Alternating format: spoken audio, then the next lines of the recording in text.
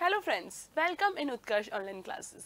तो आज के इस स्पेशल सेशन में हम जानने वाले हैं कन्फेशन यानी कि संस्वीकृति के बारे में सारे प्रोविजंस। इस एक ही सेशन में कन्फेशन के रिगार्डिंग सारे आपके डाउट्स क्लियर हो जाएंगे। तो चलिए फिर शुरू करते हैं। स्टूडेंट्स, कन्फेशन संस्वीकृति एक ऐसा शब्द है जिसको इंडियन एविडेंस एक्ट या इंडियन पीनल कोड या फिर CRPC कहीं पर भी डिफाइन नहीं किया है। और अगर हम बात करें न्यू क्रिमिनल लॉज की तो वहां पर भी इसे डिफाइन नहीं किया गया है। तो इस शब्द की परिभाषा Palwinder Kaur versus state of Punjab के मामले में दी है, जो कि एक लैंडमार्क जजमेंट है, जिसमें यह कहा गया कि अभियुक्त द्वारा अपने द्वारा अपराध किए जाने को स्वीकार करना या उन तथ्यों को स्वीकार करना जिनसे अपराध का गठन होता है उसे संस्वीकृति कहते हैं। तो पलविंदर कौर के मामले में कन्फेशन को डिफाइन किया गया। इंडियन एविडेंस एक्ट की हम बात करें तो इंडियन एविडेंस एक्ट के सेक्शन नंबर 24 से लेके सेक्शन नंबर 30 तक कन्फेशन के बारे में प्रोविजंस दिए गए हैं। बात अगर हम करें CRPC की तो CRPC के सेक्शन नंबर 164, 281 एंड 463 ये तीनों ही सेक्शंस भी कन्फेशन के बारे में हैं। तो चलिए फिर कन्फेशन को शुरू करते हैं। तो कन्फेशन की डेफिनेशन क्या होती है वो हमने देख लिया है। कन्फेशन दो प्रकार का होता है, extra judicial confession and judicial confession. जब कोई व्यक्ति अपने अपराध को स्वीकार करता है, अपना जो गिल्ट है उसको एडमिट करता है। Confession simply means admission of guilt. अगर आप ये स्वीकार कर रहे हो कि आपने ऑफेंस किया है तो उसे ही हम क्या बोलेंगे, कन्फेशन बोलेंगे। तो कन्फेशन दो प्रकार का होता है, जुडिशियल एंड एक्स्ट्रा जुडिशियल। न्यायिक संस्वीकृति एंड एक्स्ट्रा जुडिशियल कन्फेशन मतलब न्यायिकेतर संस्वीकृति। तो जब अभियुक्त न्यायालय के समक्ष अपना अपराध स्वीकार करता है या उन तथ्यों को स्वीकार करता है जिनसे कि अपराध का गठन होता है तो उसे हम जुडिशियल कन्फेशन कहते हैं।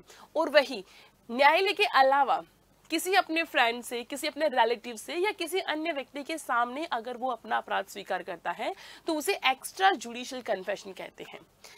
तो जो जुडिशियल कन्फेशन होता है उसकी एविडेंटरी वैल्यू, उसकी जो साक्षिक मूल्य है, जो एविडेंशियल वैल्यू है वो अधिक होती है as compare to extra judicial confession.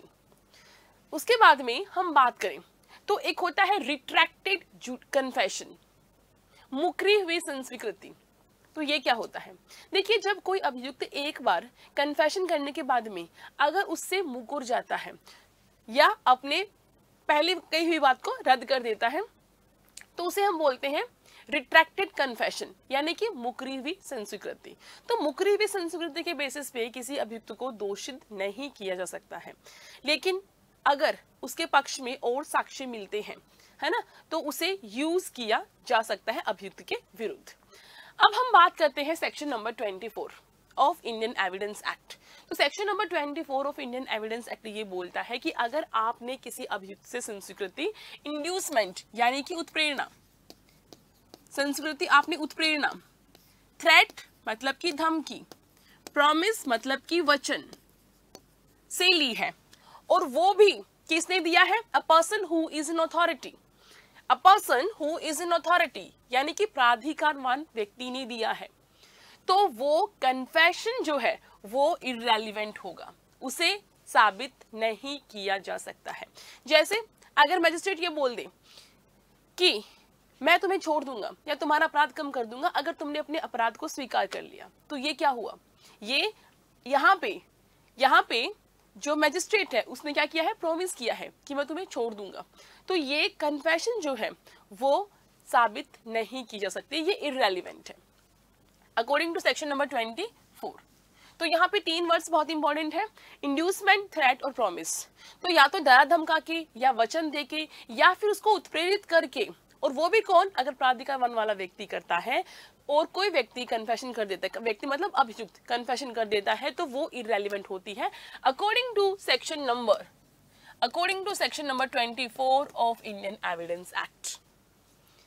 उसके बाद में हम बात करते हैं कि अगर ये इंड्यूसमेंट और थ्रेट और प्रॉमिस प्राधिकारवान व्यक्ति देता है लेकिन उसका असर दूर हो जाता है, उसका प्रभाव दूर हो जाता है और उसके बाद में अगर अक्यूज्ड कन्फेस करता है, कन्फेशन करता है, तो वो प्रूव की जा सकती है, वो रेलिवेंट हो जाती है under section 28 of Indian evidence Act. तो 24 में अगर आप कर रहे हैं क्योंकि आपको इंड्यूसमेंट मिला है, प्रोमिस मिला है, थ्रेट मिला है, और तब आप, वो भी किसने दिया, प्राधिकार वन वाले व्यक्ति ने, और तब आप कन्फेशन कर रहे हैं तो वो इरेलीवेंट है। लेकिन जब इसका प्रभाव दूर हो जाता है उसके बाद में अगर आप कन्फेशन करते हैं तो वो रेलिवेंट होता है। ये 28 बताता है हमें।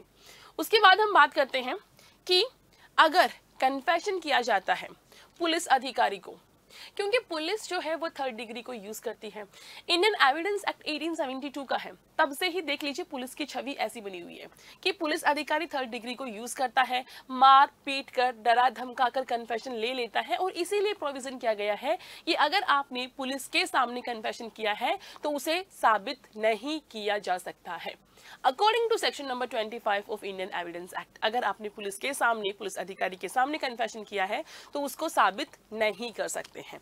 सेक्शन नंबर 26 ये बात करता है कि अगर आपने कन्फेशन किया है इन पुलिस कस्टडी में कन्फेशन किया है और मैजिस्ट्रेट के सामने किया है, अभियुक्त क्या है, पुलिस कस्टडी में है लेकिन मैजिस्ट्रेट की उपस्थिति में मैजिस्ट्रेट के सामने किया है, तो वो कन्फेशन रेलिवेंट है और उसे साबित किया जा सकता है। लेकिन अगर आपने पुलिस कस्टडी में रहते हुए किसी अन्य व्यक्ति से कन्फेशन किया है तो उसको प्रूव नहीं किया जा सकता है। पुलिस कस्टडी का मतलब ये नहीं है कि अगर अभियुक्त को पुलिस ने अगर उसको बंदी बना रखा है या उसको हथकड़ी लगा रखी है तभी वो पुलिस कस्टडी में है। मान लीजिए एक अभियुक्त है वो डॉक्टर से कन्फेशन कर रहा है और जिस टाइम डॉक्टर से कन्फेशन कर रहा है उस टाइम पुलिस का पहरा उस रूम के, है ना, उस रूम के या उस वार्ड के चारों ओर है, तो ये माना जाएगा कि वो जो अभियुक्त है वो पुलिस कस्टडी में ही है। तो पुलिस कस्टडी में अगर आपने कन्फेशन किया किसी भी व्यक्ति से तो उसको साबित नहीं कर सकते हैं। लेकिन अगर पुलिस कस्टडी में रहते हुए ही अगर आपने मैजिस्ट्रेट के सामने कन्फेशन किया है ना, अगर आपने किया है if made in immediate presence of magistrate, तो वो रेलिवेंट है अकॉर्डिंग टू सेक्शन नंबर 26। फिर हम बात करते हैं सेक्शन नंबर 27। सेक्शन नंबर 27 एक तरीके से सेक्शन नंबर 25 एंड 26 का एक्सेप्शन है, क्योंकि 26 ये कहता है कि अगर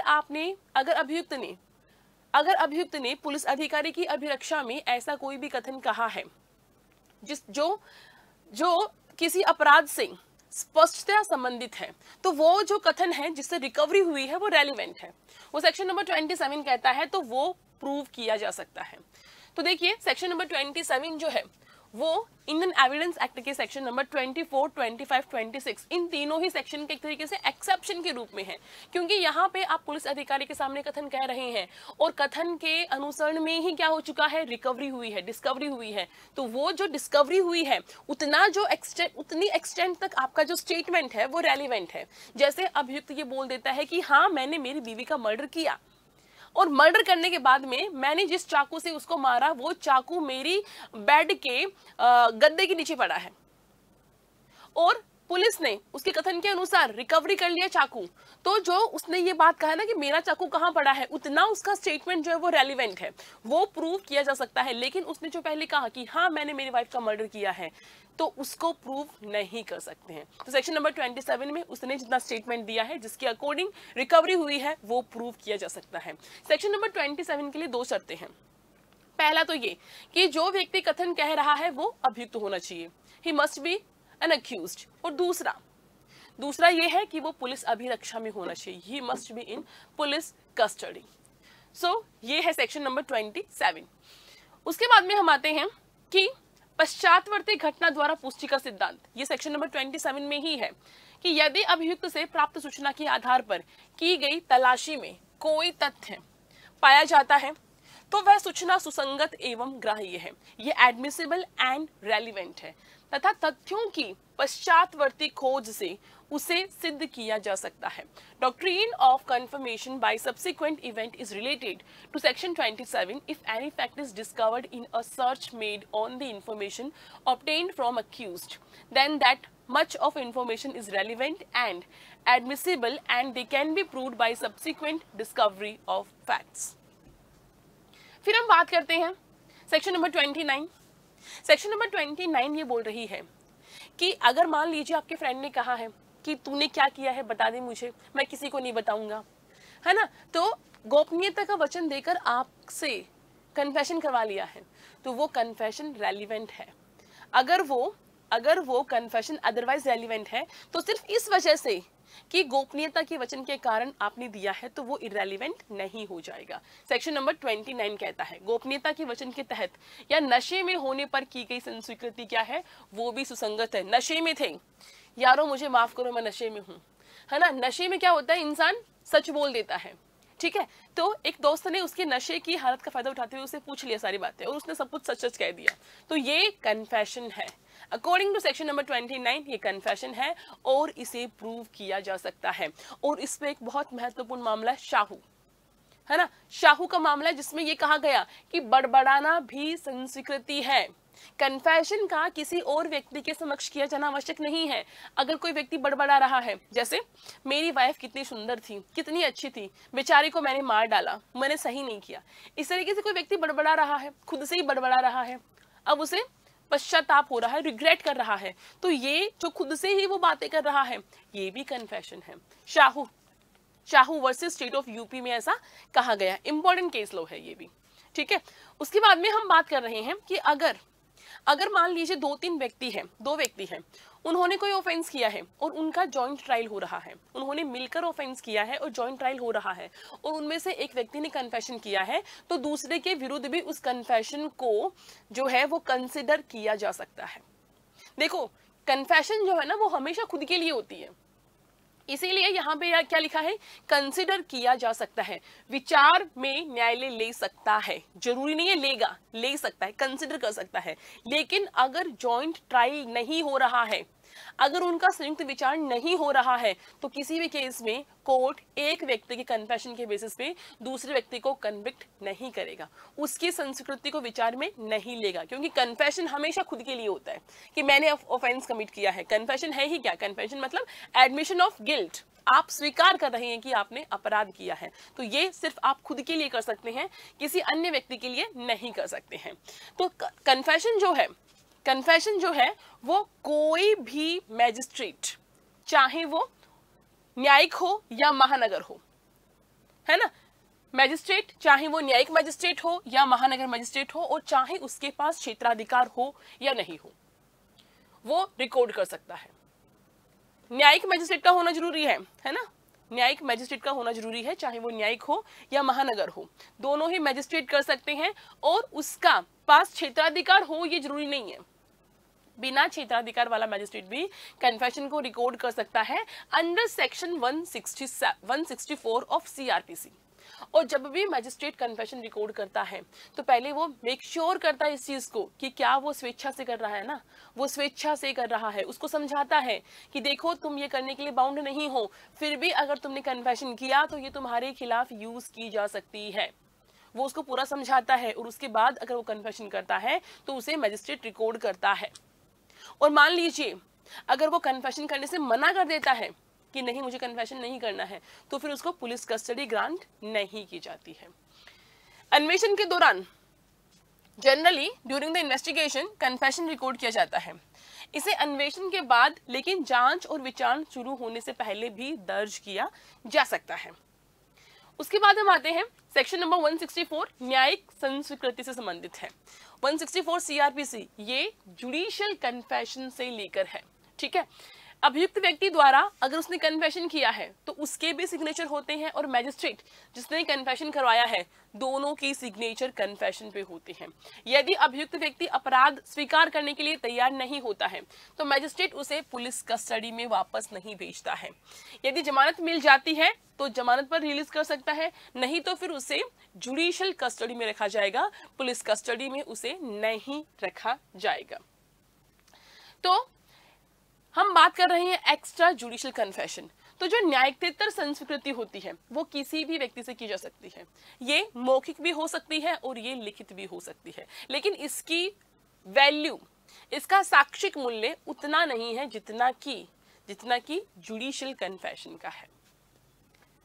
उसके बाद में हम बात करते हैं महत्वपूर्ण जजमेंट्स की। Shahu versus state of UP, जो मैंने कहा था कि बड़बड़ाना भी कन्फेशन है। इसमें कहा गया, उच्चतम न्यायालय ने कहा कि संस्वीकृति स्वयं के बातचीत से भी पैदा हो सकती है। बड़बड़ाना क्या होता है? स्वयं से बातचीत ही होती है, और यदि कोई उसे सुन ले तो इसका साक्ष्य दे सकता है।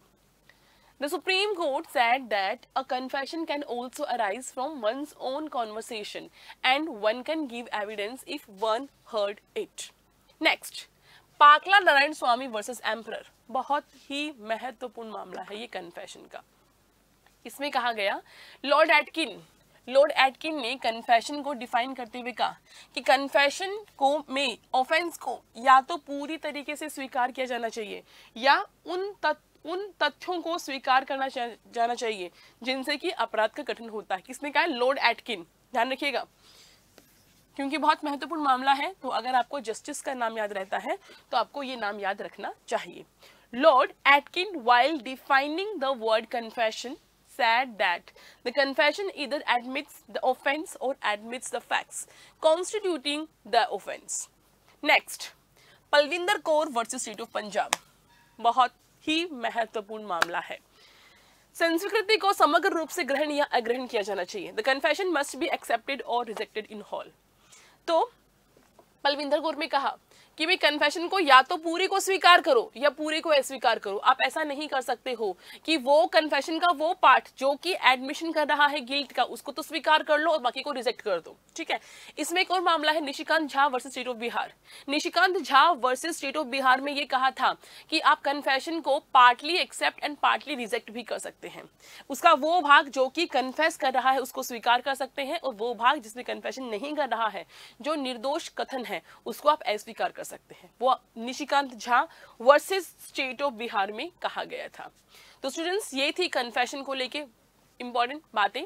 और अब अगर आप लोग आरजीएस की प्रिपरेशन कर रहे हैं और आप आरजीएस प्री क्लियर करने की स्टेज पे है, पोजीशन में है, अच्छा स्कोर कर रही हैं, तो आप हमारा आरजीएस मेंस का बैच ज्वाइन कर सकते हैं जो 27 जून से शुरू हो चुका है ऑलरेडी। अगर आपको प्रिंटेड नोट्स अगर आपको चाहिए तो भी आप ये ज्वाइन कर सकते हैं। इसकी फीस थोड़ी सी ज्यादा है, और अगर आपका उतना स्कोर नहीं हो पा रहा है कि आप आरजीएस मेंस के लिए क्वालिफाई कर पाएं, तो आप एपीओ का बैच ज्वाइन कर सकते हैं। एपीओ के बैच में आपको प्री एंड मेन दोनों की तैयारी करवाई जाएगी। इंटरव्यू अब एपीओ में रहा नहीं है। और अगर आप चाहें तो टेस्ट सीरीज भी ज्वाइन कर सकते हैं। अगर आपको लगता है कि आपने तैयारी कर ली है, बस खुद को आपको देखना है कि कितनी तैयारी मेरी हो चुकी है, तो टेस्ट सीरीज भी आप ज्वाइन कर सकते हैं। तो ये सारे ऑप्शंस आपके लिए हैं। तो अभी के लिए बस इतना ही, मिलते हैं बहुत जल्द। Thank you.